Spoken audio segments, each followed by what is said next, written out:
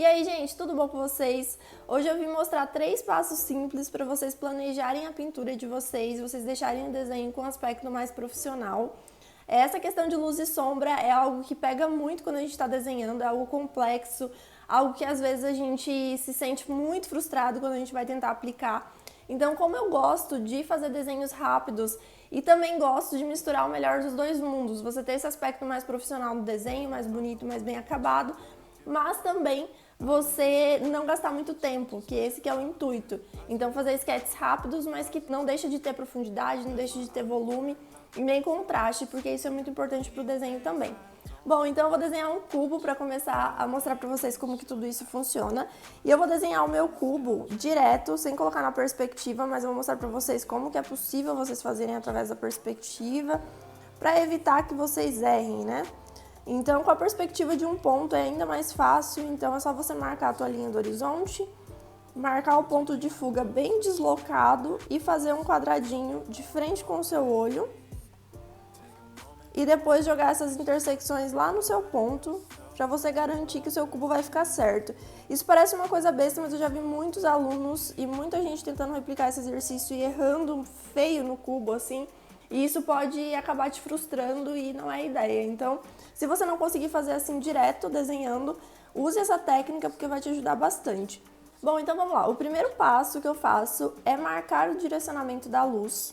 Então, esse primeiro passo, gente, ele é muito importante porque você vai ter que seguir esse direcionamento em todo o seu desenho, tá?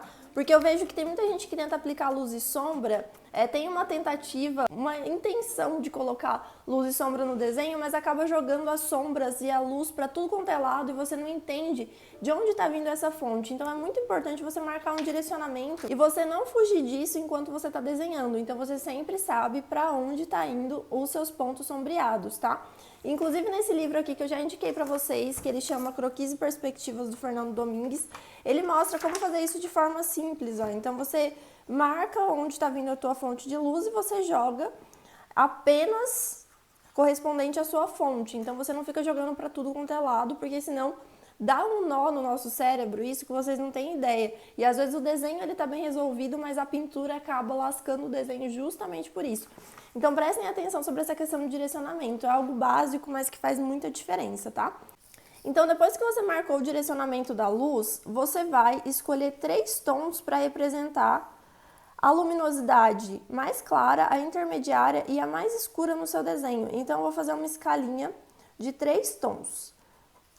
Então eu vou fazer esse cubo no cinza para vocês entenderem como funciona essa lógica e depois a gente vai fazer alguns coloridos para vocês verem como que pode funcionar também. Bom, então eu vou fazer um cubo com cinza frio. Eu vou começar com o meu tom mais clarinho, utilizando o CG1. No meu tom intermediário eu vou utilizar um CG3, tá? Deu uma estouradinha aqui, gente, essa caneta era para ser permanente, mas às vezes com álcool a permanência não fica mesmo assim, mas tudo bem. Eu tenho o meu tom mais claro, o meu intermediário e agora eu vou colocar o meu tom mais escuro, tá? Então a gente tem essa escalinha de tons aqui que vai ajudar a gente. E como que a gente vai fazer? Se a minha fonte de luz está vindo daqui, então eu vou fazer esse topo do meu objeto. Eu sempre gosto de deixar os topos dos objetos mais claros. Então eu vou marcar aqui o topo do meu objeto com o tom que eu defini, com a minha escalinha de tom aqui, que é o mais claro. Depois eu vou fazer essa face intermediária com o meu CG3, e no caso a minha face intermediária vai ser essa aqui. E vou fazer a minha face mais escura com o CG5, então vou pintar toda essa minha face mais escura.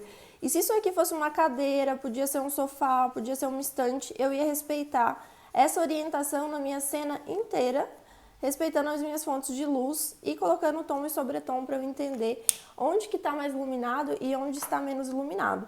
E aí eu vou marcar também um sombreado, então eu vou pegar um tom de cinza quente para fazer o sombreado, diferenciar aqui do nosso cubo. Eu vou fazer essa sombra bem linear, bem retinha, tá? Para facilitar a nossa vida. E depois eu gosto de fazer nesses estudos, né? Colocar aqui um acabamento apenas nas bordas externas para marcar o nosso objeto e a gente entender bem. Então, o terceiro ponto foi esse, foi você colocar esse tom de sombra próximo às faces mais escuras do seu objeto que estão relacionados na sua escala com o tom mais escuro, tá? Então, o 3 é sombrear. E assim você consegue um efeito super legal no seu desenho, com pouco trabalho. E agora eu vou mostrar alguns cubos coloridos para vocês verem como que é fácil aplicar essa lógica com qualquer tipo de cor. Agora eu peguei 3 tons verdes e eu vou colocar nesse cubo para vocês verem como que essa lógica pode se aplicar.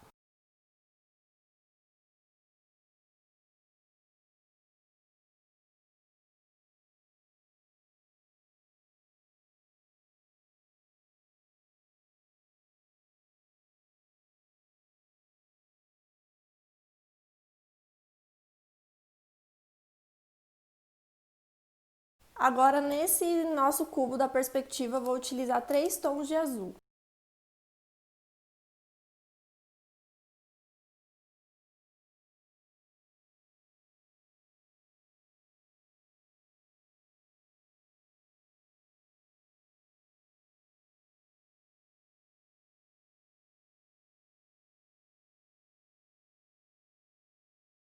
Então percebam como que é fácil você conseguir direcionar a luz e sombra no seu desenho, se você está fazendo um sketch mais rápido, e você não deixar de colocar esses detalhes, você dá esse aspecto mais profissional e mais interessante para o seu desenho, mas sem gastar muito tempo, porque você selecionando 3 tons, você já consegue um acabamento muito legal.